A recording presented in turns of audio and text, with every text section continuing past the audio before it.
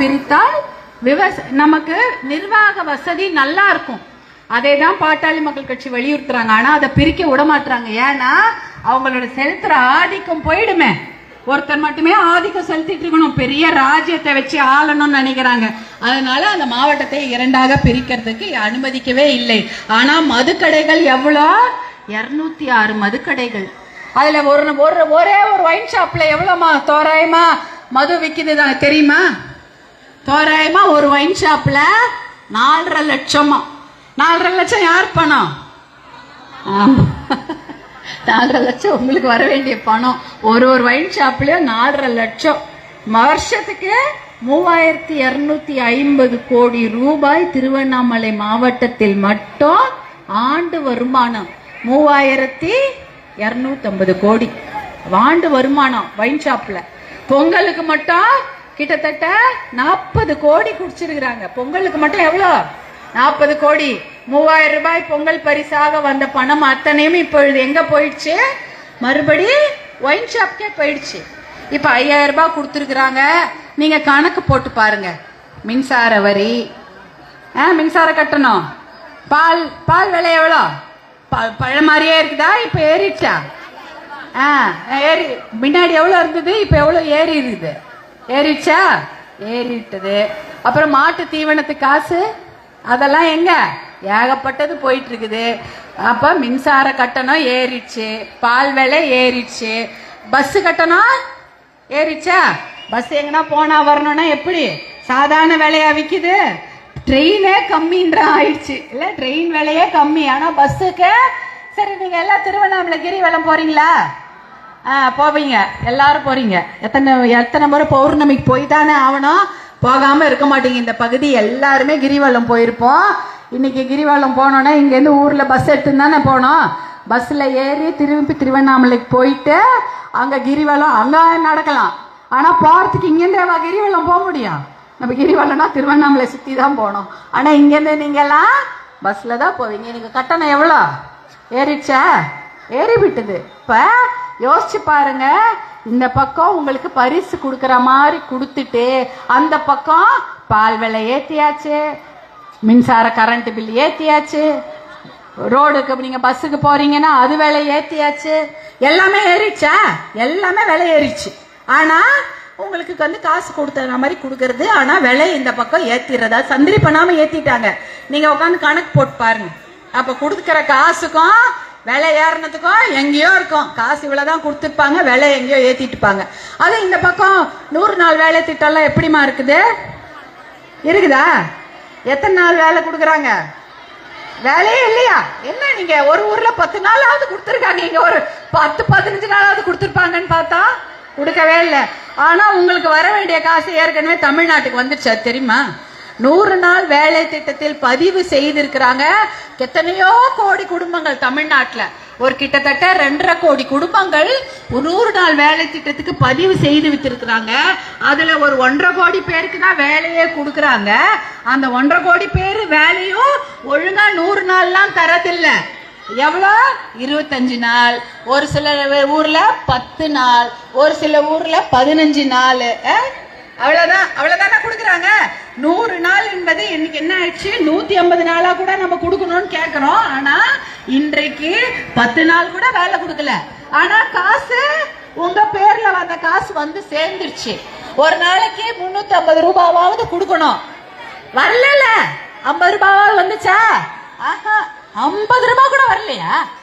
59 ரூபாய் கொடுத்தாங்களா ஒரு ஊர்ல. அது என்ன கணக்குன்னு எனக்கு தெரியல. 59 ரூபாய் ஏன் தான் அப்படி கொடுக்குறாங்க? அதாவது உங்களுக்கு வர வேண்டியது 350 ரூபாய், அதுவும் 100 நாளுக்கு வரணும். அதுலயும் கொடுக்க வேண்டிய வேலை 100 நாள் கொடுக்க வேண்டிய வேலை 10 நாள் கூட வரல, 25 நாளும் வரல. ஆனா கொடுக்கறது 59 ரூபாய். எங்க போகுது? அதுலயும் 1000 எவ்வளவு ரூபாய் உங்களுக்கு வர வேண்டினா கிட்டத்தட்ட எத்தனையோ ரூபாய் வரணும் இல்லையம்மா? நீங்க கணக்கு போடுங்க. 100 × 350 கூட எத்தனையோ ரூபாய் வரணும். அதெல்லாம் உங்களுக்கு தராம உங்களை அப்பப்ப ஏதோ கொடுத்து ஏமாத்துறது. நீங்க என்ன கேக்குறீங்க? லட்டு கேக்குறீங்க. ஆனா உங்களுக்கு சர்க்கரை கொடுத்து ஏமாத்துறாங்க. அதானே? நீங்க பசங்களுக்கு முந்திரி எல்லாம் போட்டு நெய்யெல்லாம் போட்டு லட்டு கேட்டா உங்களுக்கு அதெல்லாம் தேவையில்லை. உங்களுக்கு ஒரு சர்க்கரை கொடுக்குறேன், வேற சர்க்கரையை சாப்பிட்டு திருப்தி அடைஞ்சிங்க அப்படின்றது தானே இந்த அர்த்தம். அதானே, ஸ்வீட்டு கேட்கல, அது ஏதோ ஒரு இனிப்பு உங்களை கொடுத்து ஏமாத்துறது. நீங்க கேட்டது 100 நாள் வேலை, ஒழுங்கா எங்களுக்கு வேலை கொடுங்க, அது எங்களுடைய உரிமை. அதான் நம்ம மகளிர் உரிமை. மகளிருக்காக கொண்டு வரப்பட்ட திட்டம் தான் இந்த 100 நாள் வேலை திட்டம். ஆனா இங்க என்ன ஆயிடுச்சு, கடைசியில 100 நாள் வேலைக்கு பதில் 10 நாள் வேலை, ஒரு 50 ரூபாய் 20 ரூபாய் இத்தோட வேலையை முடிச்சுட்டாங்க. அதான் அவங்க கொடுக்கக்கூடிய திட்டங்கள். மகளிருக்கு முன்னுரிமை கொடுத்து கொண்டு வரப்பட்ட எந்த திட்டத்தையும் இந்த ஆட்சியாளர்கள் செய்யவே இல்லை. அதுதான் உண்மையான விஷயம். ஆனா உங்களுடைய அண்ணன் அன்புமணி என்ன சொல்றாரு, உங்களுக்காகவே பல திட்டங்களை கொண்டு வந்திருக்கிறார் மருத்துவர் அன்புமணி. யாரு அவரு? உங்க அண்ணன் அன்புமணி தான். மகளிருக்காக நிறைய திட்டங்களை அவர் அமைச்சரா இருக்கும் போது கொண்டு வந்தார். அமைச்சரா இருக்கும் போது 108 ஆம்புலன்ஸ் வந்துதா? 20 வருஷத்துக்கு முன்னாடி 108 ஆம்புலன்ஸ் வந்துதாமா? போன் பண்ணா வருமா? போன் பண்ணா 20 வருஷத்துக்கு முன்னாடி இருந்துதா 108 ஆம்புலன்ஸ்? கிடையாது. 20 வருஷத்துக்கு முன்னாடி எதுக்கு போன் பண்ணுவீங்க? யாருக்கு போன் பண்ணுவீங்க? 108லாம் கிடையாது. யாருக்கு தெரிஞ்சவங்களுக்கு, அக்கா அண்ணன் தம்பிக்கு, அப்பாக்கு, இல்ல பிள்ளைக்கு போன் பண்ணா யாராவது வந்து ஆஸ்பத்திரி கூட்டிட்டு போவாங்க. ஆனா இன்றைக்கு 108 ஞாபகம் இருக்கும்ல? மறக்குமா அந்த எண்ணு? 10 எண்ணு கொடுத்தா ஞாபகம் இருக்குமா? ஒரு செல்போன் நம்பர் உங்களுக்கு சொல்லுங்கம்மா. உங்க செல்போன் நம்பர் வேணாம், உங்க புள்ள செல்போன் நம்பர் சொல்லுங்க. ஞாபகம் இல்ல? ஆமா, நீங்க உங்களுக்கு ஞாபகம் இருக்குதா? உங்க வீட்டுக்காரது, உங்க புள்ள இது, உங்க அப்பா இது, உங்க தம்பி இது கிடையாது. செல்போன் நம்பர் 10 நம்பர் ஞாபகம் இல்லை. ஆனா இத மாதிரி ஒரு பிரச்சனை வரக்கூடாது, இந்த மாதிரி 10 நம்பர்லாம் கொடுத்தா மகளிர்லாம் யாருமே ஞாபகம் வச்சுக்க முடியாது, அவ்வளவு பெரிய ஞாபகம் இருக்காதுன்றதுக்காக தான் சிம்பிளா எல்லாருக்கும் ஞாபகம் இருக்கிற மாதிரி ஒரே நம்பர். இந்தியா முழுக்க நீ இங்க அடிபட்டாலும் சரி, டெல்லியில அடிபட்டாலும் சரி, இல்ல பக்கத்து மாவட்டம் திருவண்ணாமலைக்கு போய் அடிபட்டாலும் சரி, இல்ல உங்க ஊர்ல இங்க அடிபட்டாலும் ஒரே நம்பர் 108ன்னு போன் பண்ணா வண்டி வருது. கிராமத்துக்கும் வரும், எந்த ஊர்லக்குனாலும் வரும். இந்த மாதிரி திட்டத்தை யாருக்காக கொண்டு வந்தாங்க? உங்க அண்ணன் உங்களுக்காக தான். எதுக்கு? அவசரத்துக்கு பிரசவ வலி என்ன ஞாபகம் இருக்குமா? அப்ப 10 நம்பரு. பிரசவத்துல வலி துடி போது என்ன நம்பர் ஞாபகம்? எதுவுமே ஞாபகம். போனை எடு, ஒரு 108 போட்டா வண்டி வந்து நிற்கும். இதற்காக இந்த மாதிரி பெண்களுக்கு முன்னுரிமை கொண்டு வந்ததுதான் மருத்துவர் அன்புமணி. உங்களுக்காக தான் அந்த திட்டங்களை எல்லாம் கொண்டு வர. இன்னைக்கு கூட அன்புமணி ஒரு வெற்றி கூட்டணிய அனைத்திந்திய அண்ணா திராவிட முன்னேற்ற கழகத்தின் தலைமையில வெற்றி கூட்டணி அமைச்சிருக்கிறாங்க. அந்த கூட்டணியில நல்ல நல்ல திட்டங்களை கொடுக்க தயாராக இருக்கிறாங்க. அந்த திட்டங்களை கொடுக்க தயாரா இருக்கிறாங்கன்னா நீங்களும் அந்த கூட்டணியில அன்புமணி அண்ணன் பின்னாலையும், அந்த கூட்டணியில இருக்கக்கூடிய அனைத்து சகோதர சகோதரிகள் பின்னாலையும் இருக்க வேண்டும். அப்படி இருந்தாதான் இந்த திட்டங்களை, பெண்களுக்கான திட்டங்களை இன்னும் அதிகமாக கொண்டு வர முடியும். விவசாயத்துக்கு முன்னுரிமை கொடுக்கும் திட்டங்கள், நீர்ப்பாசன திட்டங்கள், இதெல்லாம் கொண்டு வர முடியும். இப்ப திருவண்ணாமலைக்கு போறீங்க, எத்தனை போக்குவரத்து நெரிசல். இப்பெல்லாம் போனோம்னாலே பயமா இருக்கு. போமா? இப்ப ஒரு முன்னாடி திருவண்ணாமலைக்கு கொஞ்ச நேரத்துல போயிடுவீங்க, இப்ப போவே முடியல, அவ்வளவு கூட்டம். வெளியூர்ல இருந்து அத்தனை வண்டி வருது. இனிமேலாவது திருவண்ணாமலைக்கு போனாலும் ஒரு 4 வழிச்சாலை இருந்தா நல்லா போகலாமா இல்லையா? அப்புறம் உங்க அண்ணன் தான் ஞாபகம் இருக்கா உங்களுக்குலாம்? இங்க சர்க்கரை ஆலை இருந்துச்சா? அந்த சர்க்கரை ஆலை இப்ப மூட்டாங்களா? அதுல 28 கோடி ரூபாய் பாக்கி இருந்துச்சா? 28 கோடி ரூபாய் எல்லாருக்கும் சர்க்கரை ஆலையிலிருந்து அந்த விவசாயிகளுக்கு பாக்கி இருந்தது.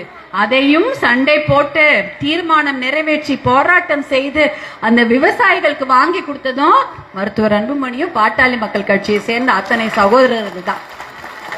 இந்த மாதிரி நல்ல திட்டங்களை கொடுக்க தயாரா இருக்கும். பெண்களுக்கான திட்டங்கள். இப்ப கிராமத்துல எல்லாம் ஆஸ்பத்திரிக்கு போறீங்களா? இங்க மருத்துவமனை இல்லையா? போயா ரொம்ப தூரம் போகணுமா? எங்கேயாவது போகணும், பக்கத்துல எல்லாம் ரொம்ப இல்லை. எங்க போனாலும் ஆஸ்பத்திரிக்கு போறீங்க, ஊசி இப்ப போட்டுக்குவீங்களாமா? ஊசி எல்லாருக்கும் போட்டாதானே திருப்தி. மாத்திரை எழுதி கொடுத்தா கூட பிடிக்காது. அட ஒரு ஊசியே போடல, அவர் ஒரு டாக்டரா அப்படின்னுடுவீங்க. ஊசி சத்து ஊசியாவது போட்டாகணும், போடலன்னா பிடிக்காது. என்னம்மா போனோம், ஒண்ணுமே இல்லைன்னு சொல்லிட்டாங்க, ஒரு மாத்திரை எழுதி கொடுத்துட்டாங்க, ஒரு ஊசியே போடல அந்த டாக்டர். அங்க போய் ஊசி போடலையா? ஊசி போடணும், எல்லாத்துக்கும் ஊசி போடணும்னு அவசியம் இல்லை, தேவைப்பட்டா ஊசி போடுவாங்க. ஆனா அந்த காலத்துல ஊசி போடணும்னா ஒரு ஊசியா ஒரு 25 பேருக்கு போடுவாங்களா இல்லையா? இப்ப அப்படியா? இப்ப அப்படியாமா? ஒரு ஊசியா உங்களுக்கு போட்ட ஊசிய உங்க பேரனுக்கு போட முடியுமா? முடியாது. ஒரு முறை பயன்படுத்தி அந்த ஊசிய தூக்கி போட்டுடணும். இல்லனா அந்த ஊசியில இருக்கக்கூடிய நோய் கிருமி அடுத்தவங்களுக்கு வரும். அதானமா? ஒருத்தருக்கு போட்டு நம்ம தண்ணி குடிச்சா கூட என்ன சொல்றோம், உடம்பு சரியில்லாம யாராவது தண்ணி டம்ளர்ல குடிச்சா கூட அது இன்னொருத்தர் குடிச்சா அந்த அவங்க கிட்ட இருக்க தொத்து வியாதி வந்துடும். அந்த கொரோனால அப்படித்தானே மூக்குல மாஸ்க் எல்லாம் கட்டின்னு நின்னோம்ல. ஏன்? நமக்கு மூச்சுல ஏதாவது கிருமி இருந்தா இன்னொருத்தருக்கு பரவக்கூடாதுன்றதுக்காக அவ்வளவு ஜாக்கிரதையா இருந்தோம். எல்லாரும் மாஸ்க் கட்டின்னு வெளில போவோம். ஏன்னா மூச்சு வழியா கூட அந்த கிருமி பரவும். அதே போல உடம்புல குத்துற ஊசி, அதுல ரத்தம், அந்த ரத்தத்துல அவ்வளவு விஷ கிருமி இருந்துச்சுன்னா அது இன்னொருத்தருக்கு போகும். வேற யாருக்காவது உடம்பு சரியில்லை, அந்த ஊசி எடுத்துன்னு வந்து உங்களுக்கு போட்டா என்ன ஆகும்? அந்த நோய் உங்களுக்கும் வந்துடும். அதை தடுக்கணும்ன்றதுக்காக தான் மருத்துவர் அன்புமணி என்ன பண்ணாரு, அவர் டெல்லியில அமைச்சரா இருக்கும்போது 20 வருஷத்துக்கு முன்னாடி ஒரு திட்டத்தை கொண்டு வராரு. அரசு மருத்துவமனையா இருந்தாலும் சரி, தனியார் மருத்துவமனையா இருந்தாலும் சரி, ஏழையா இருந்தாலும் சரி, பணக்காரர்களா இருந்தாலும் சரி, படிச்சவங்களா இருந்தாலும் சரி, படிக்காதவர்களாக இருந்தாலும் சரி, பெரியவர்களாக இருந்தாலும் சரி, குழந்தையாக இருந்தாலும் சரி, ஆண்களாக இருந்தாலும் சரி, பெண்களாக இருந்தாலும் சரி, ஒருத்தருக்கு பயன்படுத்திய ஊசியை இன்னொருத்தருக்கு பயன்படுத்தவே கூடாது, அதை தூக்கி போட்டுடணும்னு சொல்லிட்டு ஒரு சட்டத்தை கொண்டு வராரு. அதை ஒரே நாள்ல அமுல்படுத்துறாரு. எல்லா மருத்துவமனையிலையும் அது இலவசமாக, இலவசமாக இருந்தாலும் சரி, காசு போட்டாலும் சரி, ஒரு ஊசியை போட்டாங்கன்னா தூக்கி போட்டுடணும். அதுதான் உங்களுடைய குழந்தைங்களை காப்பாற்றக்கூடிய ஒரே விஷயம். இப்படி பெண்களுக்கு முன்னுரிமை கொடுக்கும் திட்டங்களை கொண்டு வந்தார் மருத்துவர் அன்புமணி. இன்னைக்கும் அதுக்கு தயாராக இருக்கிறார். எதுக்கு? விவசாயத்துக்கு முன்னுரிமை கொடுக்க வேணும். இந்த போதை பழக்கத்தை தமிழ்நாட்டை விட்டு ஒழிக்க வேணும். போதை பழக்கம் இருக்குதா? கிராமத்துல எல்லாம் இருக்காமா? பின்னாடி இருக்கு இல்லையா? அவருக்கு இருக்குதா? என்னடா இவங்க மட்டும் பதில் சொல்றாங்களே, நீங்க பதில் சொல்லலையான்னு கேட்டேன். இருக்குதானே? பள்ளிக்கூடத்துல இருக்குது, எல்லா இடத்துலயும் இருக்குது, கடையில எல்லாம் விக்கிறாங்க. எனக்கு தெரிஞ்ச ஏதோ ஒரு மாசம் முன்னாடியா போதை தலைக்கேறி போய் ஒரு குடும்பத்துல, அந்த குடும்பத்துல சேர்ந்த ஒரு ஒரு பையன் வந்து குடும்பத்தையே வெட்டி கொண்டுட்டானா. திருவண்ணாமலையில் தான் நடந்தது அது. அவனுக்கே என்னன்னு தெரியல, கூட பிறந்தவங்க, பெத்தவங்க, எல்லா சொந்தக்காரங்கெல்லாம் அந்த பையன் போதை பழக்கத்துல வெட்டி கொண்டுட்டாப்ல. ஏன்னா போதை சாப்பிட்டா, போதைன்னா என்ன? போதை மருந்து. அதாவது குடி வேற, போதை பழக்கம் வேற. குடியிலயும் போதை தான் வரும்.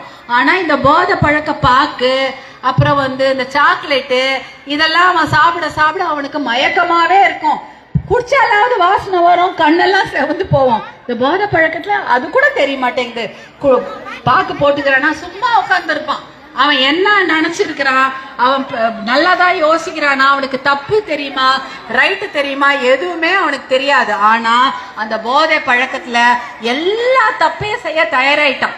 இப்ப என்ன ஆயிடுச்சு, பெரியவங்க எல்லாம் குடிக்கிறாங்க, சின்ன பசங்க எல்லாம் இந்த சாக்லேட், கூலிப் போடுற சாக்லேட்டை சாப்பிட்டு போதை பழக்கத்தை அடிமையாயிட்டாங்க.